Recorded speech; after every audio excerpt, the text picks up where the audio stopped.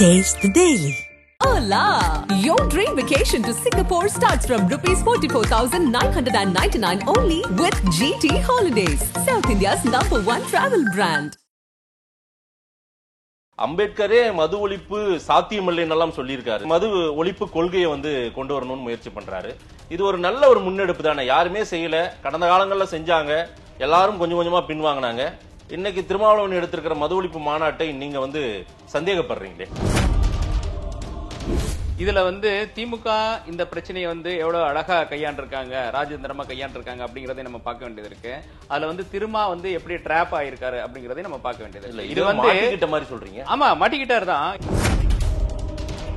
ஏன் இந்த 4 வருஷம் தூங்கிட்டு இருந்தாங்களா? பீகார்ல இருக்கிற நிதிஷ்குமார் ஒரு பெண்தங்கிய மாநிலத்தில் இருக்கிற ஒரு முதலமைச்சர் செய்யறத இங்க நாங்க தான் எல்லாத்துக்கும் மாடல், நாங்க தான் திராவிட மாடல், நாங்க தான் எல்லாத்துக்கும் நம்பர் 1 இருக்கோம். நம்பர் 1ங்கிற வார்த்தை அடிக்கடி யூஸ் பண்றாங்க.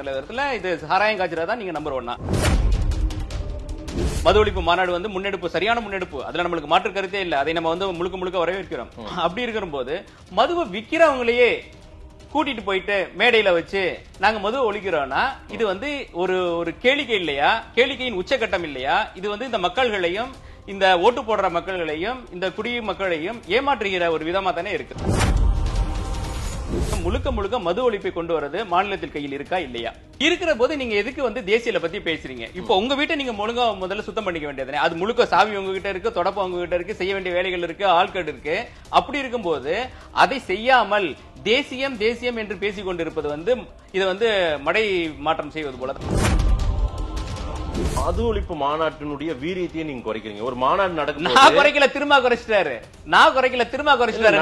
நடக்க போகுது சார். இப்போ நடக்க போறதுங்கிறது இல்ல, கருத்துடைய எல்லாருமே வர போறாங்க, எல்லாரும் வருவாங்க. இல்ல, இது எப்படிங்கிறதுல இதுல திமுக எப்படி இதை கையாண்டுச்சுன்னா, இது அழகா இப்போ திமுக கண்ட்ரோல் எடுத்துருச்சு. இப்போ அந்த ஸ்டேஜ் அந்த மது ஒழிப்பு மாநாடுடைய ஸ்டேஜ் திமுக கண்ட்ரோல்ல இருக்கு.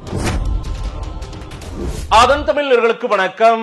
பல்வேறு துறைகளில் ஆக சிறந்த ஆளுமைகளை சந்தித்து நாம் நேர்காணல் எடுத்து வருகிறோம். அந்த வகையில் மீண்டும் நம்மோடு இணைந்திருக்கிறார் அம்பேத்கர் மக்கள் இயக்கத்தினுடைய தலைவர் திரு இளமுருகுமுத்து அவர்கள். அவரிடம் கேட்பதற்கு நிறைய இருக்கின்ற வாரங்களிடமே கேட்போம். வணக்கம் இளமுருகுமுத்து சார். வணக்கம், எப்படி இருக்கீங்க? திருமாவளவன் அவர்களுடைய மது ஒழிப்பு மாநாடு குறித்து நீங்க ஒரு விமர்சனம் எனக்கு அனுப்பியிருந்ததை நான் பார்த்தேன். கடையை பார்த்துக்கோ, போயிட்டு வந்துடுறோம் அப்படின்னு திருமாவளவன் வண்டி ஓட்டுற மாதிரி திரு ஸ்டாலின் அவர்கள் வண்டியில உட்காந்துட்டு போற மாதிரி அந்த படத்தை அனுப்பின உடனே உங்ககிட்ட அதை கருத்து கேட்கணும்னு நான் நினைச்சிருந்தேன்.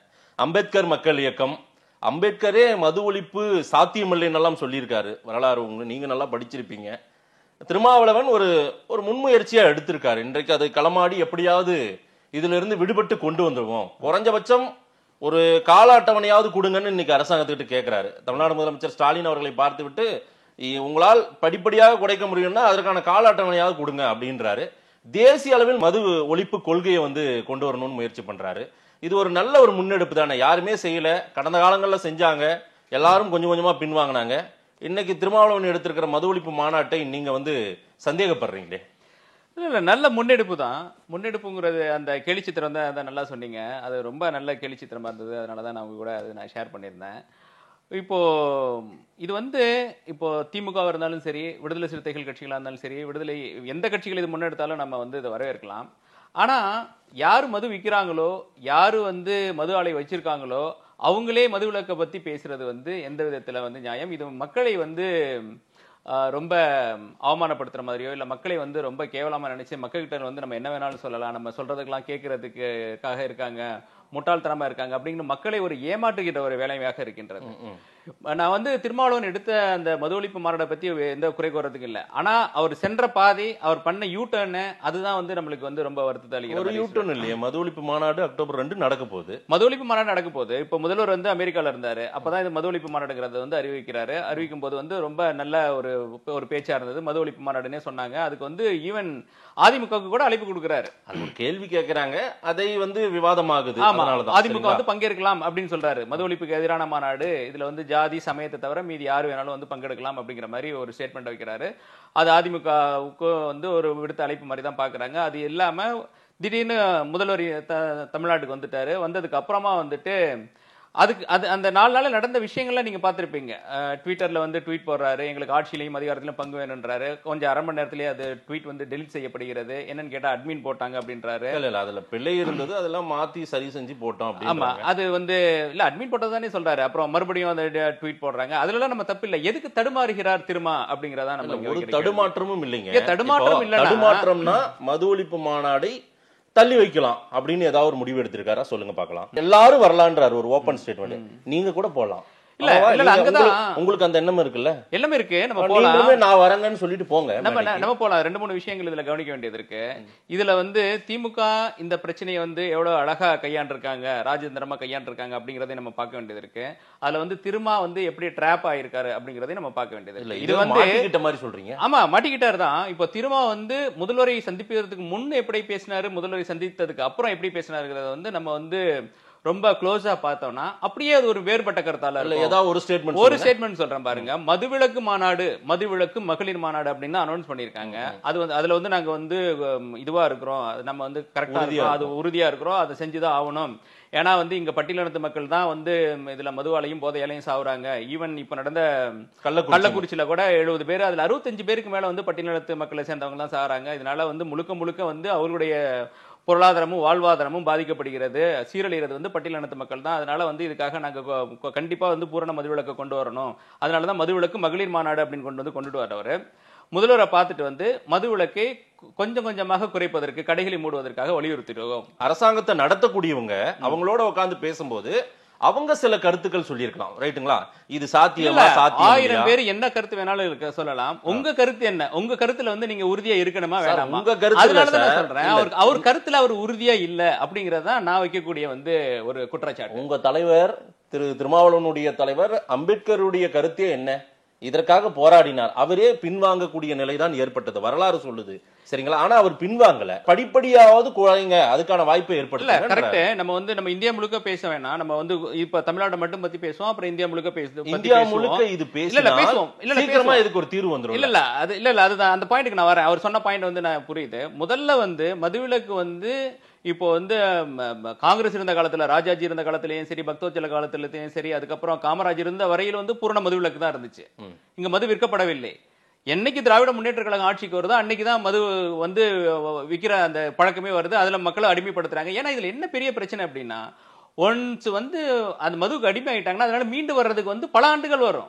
இப்போ நீங்க ஒரு 10 வருஷம் 20 வருஷம் விற்கிறீங்க, அப்புறமா மூடுறீங்கன்னா மறுபடியும் அதுல மீண்டு வர்றதுக்கு வந்து 20-30 வருடங்கள் ஆகும். அது மாதிரி முதல் இந்த வந்து மதுங்கிறத வந்து தமிழ்நாட்டுக்குள்ளே கொண்டு வந்ததே திராவிட முன்னேற்ற கழகம் தான் அப்படிங்கிறத நான் வைக்கிற குற்றச்சாட்டு. இதுல வந்து இன்னொன்னு நீங்க பார்க்க வேண்டிய கருத்துக்கள், காங்கிரஸ்காரங்க இருந்தப்போ, ராஜாஜி இருந்தப்போ, பக்தோச்சலம் இருந்தப்போ, இல்லாட்டி காமராஜர் இருந்தப்போ அவங்க அரசாங்கம் நடத்தலையா? அவங்க வந்து அரசாங்கத்தை வந்து சரியா கொண்டு போலையா? அவங்க வந்து இந்த இந்த சாராயத்தினால வர வருமானத்தை மட்டும் தான் முன்னிலைப்படுத்தி இந்த அரசாங்கம் நடத்தினாங்க. அது இல்லாமலேயே நல்ல திறம்பட பண்ணாங்களே. இந்த அரசாங்கமும் நாங்க வந்து மதுவுல வர வருமானத்துல ஒன்னும் ஆட்சி நடத்தலன்னு சொல்றாங்களே. அப்படின்னா அவங்களுக்கு என்ன பிரச்சனை இருக்கு பூரண மதுவிலக்கு கொண்டு வரதுக்கு? எல்லா கடையும் மூடிட்டு போக வேண்டியதானே? இல்லங்க, இதனால் பாதிப்பு வந்து ஓவரால் நிறைய பாதிப்பு ஏற்படும்ன்றாங்க, சிக்கல்களை சொல்றாங்க. என்ன தமிழ்நாட்டுல கடையை மூடிட்டா, தமிழ்நாட்டுல கடையை மூட்டா அங்க இருந்து பாண்டிச்சேரி போயிடுவாங்கன்றாங்க. போட்டோம், இந்த பக்கம் பார்டர் களியகாவல் கேரளா கோயம்புத்தூர் பார்டர் போயிட்டு கேரளா உள்ள போட்டோம், அது இன்னும் ஆந்திரா போயிடுவாங்க. இன்னும் கூட நான் உங்களுக்கு சொல்றதுக்கு சப்போர்ட்டிவா சொல்றேன். இப்போ நீங்க பூரண மதுவிலக்கு கொண்டு வந்தா கள்ளச்சாராயம் கூட வரும். ஏன்னா இது வந்து மேலை நாடுகள்ல கூட நீங்க வந்து போதைப் பொருள் யூஸ் பண்ணக்கூடாதுன்னா இன்னும் கொஞ்சம் இருக்குதான்.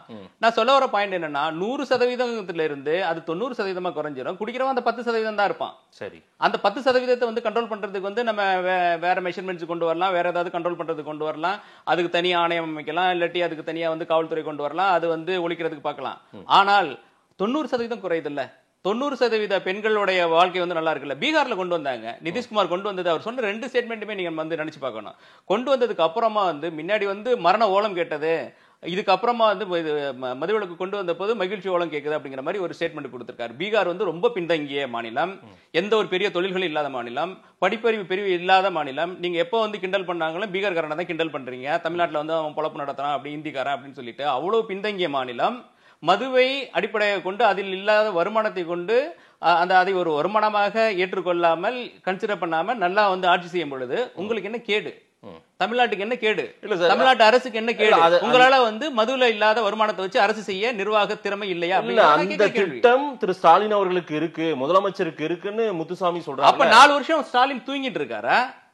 அவங்க சொன்ன வந்து நீங்க மது ஒழிப்பு, அவங்க மதுவிலக்கு பூரண மதுவிலக்கு கொண்டு வரணும்னு சொல்லல. ஆனா வந்து படிப்படியா கடைகளை குறைப்போம்னாங்க.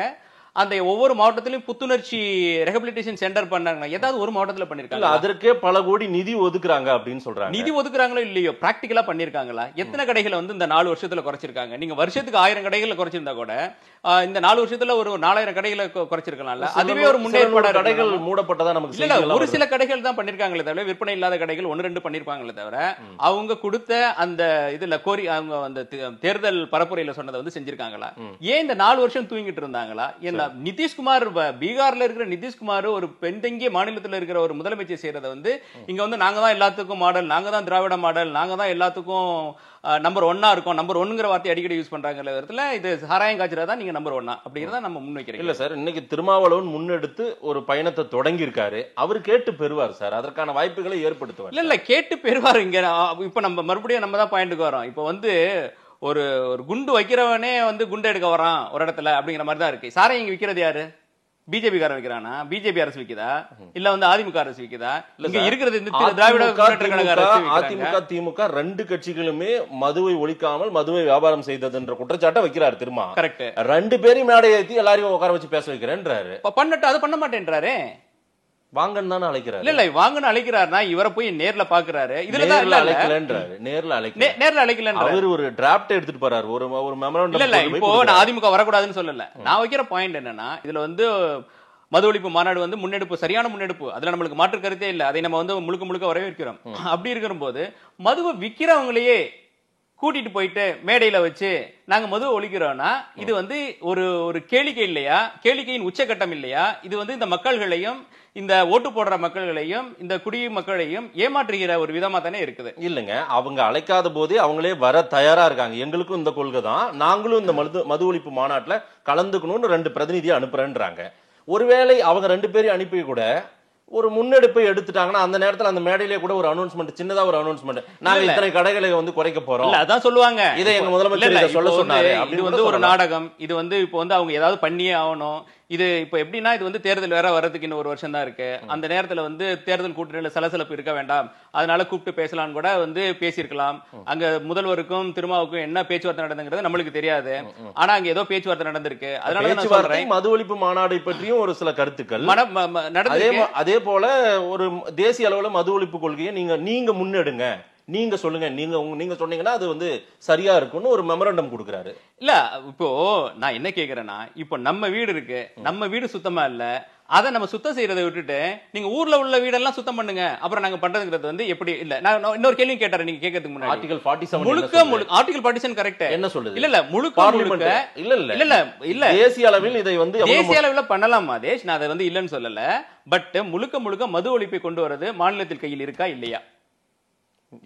இருக்கிற போது நீங்க எதுக்கு வந்து தேசியல பத்தி பேசுறீங்க? இப்போ உங்க வீட்டை நீங்க ஒழுங்கா முதல்ல சுத்தம் பண்ணிக்க வேண்டியதுனே. அது முழுக்க சாவி உங்ககிட்ட இருக்கு, தொடப்பம் உங்ககிட்ட இருக்கு, செய்ய வேண்டிய வேலைகள் இருக்கு, ஆட்கள் இருக்கு. அப்படி இருக்கும்போது அதை செய்யாமல் தேசியம் என்று பேசிக் கொண்டிருப்பது வந்து இது வந்து மடை மாற்றம் செய்வது போல தான் இருக்கின்றது. தேசியம்னு பேசல. இல்ல இது நீங்க நான் என்ன சொல்றேன், திருமாவளவன் எடுத்த முன்னெடுப்பு சாத்தியம் பெற்றது. இல்ல திருமாவளவன் முன்னெடுப்பு நல்லதுதான். அதுக்கு முன்னாடி நம்ம கிட்ட ஈஸியா செய்யறதுக்கு ஒரு வழி இருக்கு. நீங்க வந்து 25 மாநிலத்துக்கும் பண்ணு அப்படிங்கறத சொல்றதை விட நம்ம மாநிலத்துக்கு பண்றதுக்கு நம்ம சட்டம் இருக்கு, நம்ம கையில இருக்கு, நம்ம தான் அதை செய்ய போறோம், நம்ம தான் வந்து முறைப்படுத்த போறோம், வழி நடத்த போறோம். அப்படிங்கறது போது அதை தமிழக அரசுக்கு வந்து அழுத்தம் கொடுக்காமல் இதை வந்து தேசியம் என்று பேசுவது வந்து நான் ஒரு மடைமாற்றமா தான் பாக்குறேன். இதே கோரிக்கை வந்து கடந்த பாராளுமன்ற கூட்டத்தொடரிலப்போ திருமாவளவன் வந்து இதுல பேசுறாரு. அப்போ அதுக்கு அழகா நிர்மலா சீதாராமன் வந்து ஒரு பதில் கொடுத்தாங்களே, இதுக்கு நீங்க வந்து கூட்டாட்சியில் நடத்துகின்ற தமிழ்நாட்டில் திராவிட முன்னேற்ற கழக ஆட்சியில் வந்து அங்க விதிவிலக்கு இல்ல, நீங்க அதை வந்து சொல்லாம நீங்க வந்து தேசியம் பண்றீங்களே, அதை நீங்க ஏன் வந்து உங்களுக்கு அழுத்தம் கொடுக்க கூடாதுன்னு இதே நான் சொல்ற அதே பதில தான் வந்து பாராளுமன்றத்தில் வந்து நிர்மலா சீதாராமன் வந்து பதிவு பண்ணிருக்காங்க. அதுக்கு ஒரு பதிலும் சொல்லல அவரு. சரி, அதுதான் நம்ம சொல்றோம். இது வந்து நம்ம கையில இருக்கிற எல்லா கண்ட்ரோலையும் பயன்படுத்திக் கொள்ளாமல் தேசியம்ல பண்றதுல வந்து எனக்கு மாற்று கருத்து இல்ல. நம்ம ஆனா இது ஈஸியா ஒரு செய்யக்கூடிய வேலையை வந்து செய்யாம எதுக்கு வந்து தேசியம்ங்கிறது வந்து மடைமாற்றம் பண்றீங்க அப்படிங்கறத நான் கேக்குறேன். ஏன் அந்த மாநாடு வரைக்கும் நம்ம காத்திருக்கலாமே, என்ன நடக்குதுன்னு பார்க்கலாமே. அதுக்குள்ளாரே ஒரு வண்டி ஏறி போயிட்டாருன்னு நீங்க வந்து கேலி கிண்டல் பண்றது, அது வந்து ஒருத்தர் நீங்களும் செய்ய மாட்டீங்க, செய்யறவங்க பின்னாடியும் நிக்க மாட்டீங்க. நம்ம செய்ய வேண்டாம்னு சொல்லல.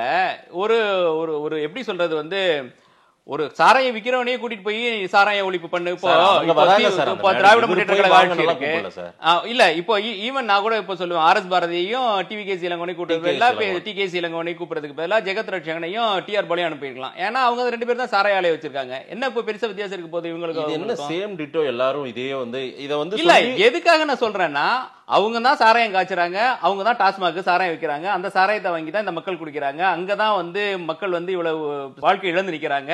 அவர் சொல்ற மாதிரியே பழலானப்பட்ட இளம் பெண்கள் வந்து தாலி அறுக்கப்பட்டு இருக்கிறார்கள். எல்லாத்துக்கும் காரணம் வந்தவங்களே அதே காரணமானவங்களை கொண்டு வந்து மேடையில வச்சு நாங்க சாராயத்தை ஒழிக்க போறோம் அப்படிங்கிறது வந்து எந்த விதத்துல நியாயம் இல்ல. இந்த மது ஒழிப்பு மாநாட்டினுடைய வீரியத்தையே நீங்க குறைக்கிறீங்க. ஒரு மாநாடு நடக்கும், நான் குறைக்கல, திரும்ப குறைச்சிட்டாரு. நான் குறைக்கல, திரும்ப குறைச்சிட்டாரு. நடக்க போகுது சார். இப்போ நடக்க போறதுங்கிறது இல்ல, கருத்துடைய எல்லாருமே வர போறாங்க, எல்லாரும் வருவாங்க. இல்ல இது எப்படிங்கிறதுல இதுல திமுக எப்படி இதை கையாண்டுச்சுன்னா, இது அழகா வந்து இப்போ வந்து திமுக வந்து கண்ட்ரோல் எடுத்துருச்சு. இப்போ வந்து அந்த ஸ்டேஜ் வந்து அந்த மது ஒழிப்பு மாநாடுடைய ஸ்டேஜ் வந்து திமுக கண்ட்ரோல்ல இருக்கு, இல்ல திரும்ப ஆர் எஸ் பாரதி கண்ட்ரோல்ல இருக்கு, இளங்கோவன் கண்ட்ரோல்ல இருக்கு, திமுக கண்ட்ரோல்ல இருக்கு. இப்போ வந்து மது விக்கிறவங்களே வந்து மது ஒழிக்க போறோம் நாங்க அப்படிங்க வந்து பேச போறாங்க. இவங்க வரதுனால வந்து அதிமுக வந்து இந்த வாய்ப்பை தவற விட்டுச்சுன்னு நான் சொல்றேன். நீங்க முதல்ல இருந்து கேட்டுட்டு இருக்கீங்க ஏன் அதிமுக வந்து நல்ல வாய்ப்பு. இப்போ திமுக வந்து அழைப்பே கொடுக்கல, நீங்க சொல்ற மாதிரி அழைப்பே கொடுக்காமல் வாண்டடா நானு ரவுடி தான் வந்து திமுக வந்து ஏறி இருக்கு வண்டியில. ரைட்டா? வண்டியில இல்ல இல்ல கொள்கை இருக்கட்டும். எப்படி அவங்க கொள்கை எதுன்னு சொல்ல முடியும்? கொள்கை 4 வருஷம் என்ன பண்ணிட்டு இருந்தாங்க இந்த கொள்கைக்காக? எத்தனை கடைகளை மூடிருக்காங்க? மது ஒழிப்புக்காக என்ன செஞ்சிருக்காங்க? இன்னைக்கு தான் சார் திமுக கூட்டணியில் இருக்கிற ஒருத்தர் ஒரு கோஷம் எழுப்பியிருக்காரு. இதுல இருந்து ஒரு சின்னதா ஒரு மாற்றம் இல்ல. அதுக்கு கூட்டணியில் இருக்கவங்க ஒரு கோஷம் பண்ண அவசியமே இல்லன்ற. நீங்க வந்து தேர்தல் அறிக்கையில கொடுத்தீங்க, அது மாதிரி இத்தனை சாவுகள் நடந்தது. இந்த வருஷம் வந்து 70 பேர், போன வருஷம் மரக்காணத்துல வந்து 20 பேருக்கு மேல இறந்தாங்க. அதுலயும் முதல்வர் வந்து ஓடோடி போயிட்டு அந்த மரக்காணத்துல இருந்த 20 பேரையும் பார்த்தாங்க. இங்க 70 பேர் செத்துருக்காங்க. செத்ததுல 65 பேருக்கு மேல பட்டியலின தவிர. ஆனாலும் இந்த முதல்வர் சென்று பார்க்கவில்லை அப்படிங்கிற குற்றச்சாட்டை வந்து நம்ம முதல்ல வச்சோம். அதுக்காக தான் நம்ம கேட்கிற வந்து இந்த அரசு வந்து தலித் விரோத அரசா? அப்படியெல்லாம் கிடையாது. ஏன்னா வந்து திரும்ப சொல்ல சொல்லுங்க. அந்த மக்களின் வாக்குகளை பெற்று இல்ல இல்ல இல்ல சட்டமன்ற உறுப்பினர் 2 யாருக்கும் தார்மீக உரிமை இருக்கு, எனக்கு உரிமை இருக்கு. அப்படி இல்ல. அந்த மக்களின் பிரதிநிதியா தலைவரா அந்த கட்சியில தான் இருக்காங்க, விடுதலை சிறுத்தையில தான் இருக்காங்க. அது திரும்ப கேட்க மாட்டேங்கிறாரு. அந்த மக்களுக்காக தான் சார் இப்ப இந்த போராட்டமே கையில எடுக்கிறாரு. அந்த மக்களின் நம்பிக்கைக்குரிய தலைவர் திருமாவளவன் மட்டும்தான். இல்ல, அந்த மக்களுக்கு நம்பிக்கை. நான் கேட்கிற இந்த கேள்வி வந்து திரும்ப கேட்டிருக்கணும்ல ஸ்டாலின், ஏன் கேட்கல? இதே போன வருஷம் இதே மே மாசம் 2022ஆம் ஆண்டு 20 பேர் சாகுறாங்க. உடனே போய் பாக்குறாரு, உடனே நிதி உதவிகள் கொடுக்கிறாரு. இங்க வந்து நம்மளும் போய் பார்த்தோம், கள்ளக்குறிச்சியில வந்து கொத்து கொத்தா செத்துட்டே இருக்காங்க. 20 பேர், 30 பேர், 50 பேர், 60 பேர், 70 பேர்னு செத்துட்டு இருக்காங்க. ஆனா கடைசி வரையிலும் முதல்வர் போய் பார்க்காதது வந்து எந்த விதத்தில் நியாயம்? நம்ம வந்து அறைக்குள்ளார என்ன பேசினாங்கன்னு நமக்கு தெரியாதுல்ல. அரை மணி நேரத்துல நீங்க இந்த மாதிரி எல்லாம் வந்து இந்த தவறுகள் எல்லாம் உங்க மேல குற்றச்சாட்டா வருது, இதெல்லாம் நீங்க சரி செய்யணும்னு கூட திருமாவளவன் சொல்லி இருக்கலாம்.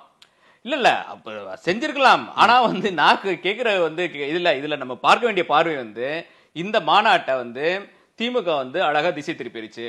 எப்படி திசை திருப்பிருச்சுன்னா அப்படின்னா, அந்த சாராயம் விற்கிறவங்களே வந்து சாராயம் ஒழிப்பை பத்தி பேச போறாங்க. அவங்க வந்து முழுக்க வந்து கண்ட்ரோல் எடுத்துட்டாங்க. திமுகவும் அதுக்கு விசிகாவும் விடுதலை சிறுத்தைகளும் தொல் திருமாவளவனும் அவங்க கண்ட்ரோலுக்குள்ள போயிட்டாங்க. முழுக்க முழுக்க இது வந்து ஒரு திமுக கூட்டணி மேடையாகத்தான் இருக்க போகுது. நம்ம நினைச்சது வந்து வேற. நம்ம நினைச்சது என்னன்னா, இதுல வந்து அதிமுகவுக்கு வந்து கலந்துக்கலாம்னு சொல்லியிருக்காரு. அதிமுக வந்து வரப்போகுது. ஏன்னா இது வந்து நல்ல மேடை, தேர்தல் வர நேரம், இதை பத்தி நல்லா வரவேணான்னு இப்ப யாரும் சொல்லல. சொல்லியிருக்காரு இல்ல, வரவேணான்னு சொல்லல, வரவேணான்னு 2 பேரும் சொல்லியிருக்காரு. பாமகவும் பிஜேபி சொல்லியிருக்காரு. ஆனா அது ஏன் சொன்னாரு எனக்கு அதுல வேறுபாடு இருக்கு. எனக்கு தனிப்பட்ட முறையில் பாட்டாளி மக்கள் கட்சியில 1000 விமர்சனங்கள் இருந்தாலும் மது ஒழிப்பை பத்தி ஆரம்பத்திலிருந்தே பேசிக்க கொண்டிருக்க ஒரு கட்சி வந்து பாட்டாளி மக்கள் கட்சி. மருத்துவர் ராமதாஸ் வந்து பேசிட்டு இருக்காரு. அதை எதுக்கு வேணான்னு சொன்னார் திரும்ப அப்படிங்கிறது வந்து எனக்கு தெரியல. அதுல வந்து என்னோட கருத்து ஒத்த கருத்து கிடையாது. அதை விடுங்க. தலித் அல்லாத ஒரு கூட்டமைப்புன்னு ஒண்ணு அவங்க நடத்தினதா குற்றச்சாட்டு வைக்கிறாங்க. அதுல உங்களுக்கு உடன்பாடு இருக்கா? இல்ல அதுல உடன்பாடு இல்ல. நம்ம இங்க மையப்புள்ளி என்னன்னு பாக்கணும். இங்க மையப்புள்ளி வந்து நீங்க வந்து 100 அஜெண்டா வச்சுக்கிட்டு எதையும் செய்ய முடியாது. ஒரு அஜெண்டா என்னன்னா, தமிழகத்தில் வந்து மது விலக்கு.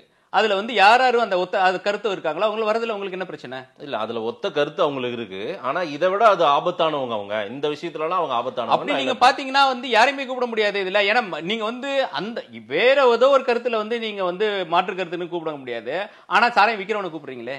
யாரு சார் சாராய விக்கிறாங்க? என்ன சார் இது? திமுக அரசு சாராய விக்கிறது. வார்த்தை அப்படி விட வேண்டாம். இல்ல இதுல ரொம்ப யதார்த்தம். இதுல வந்து ஒளிமுறைவா பேசுறதுக்கோ இல்ல மறைக்கிறதுக்கோ இல்ல மத்தவங்களுக்கு தெரியாது எனக்கு மட்டும் தான் தெரியும் அப்படின்னு சொல்றதுக்கு எதுவும் இல்ல.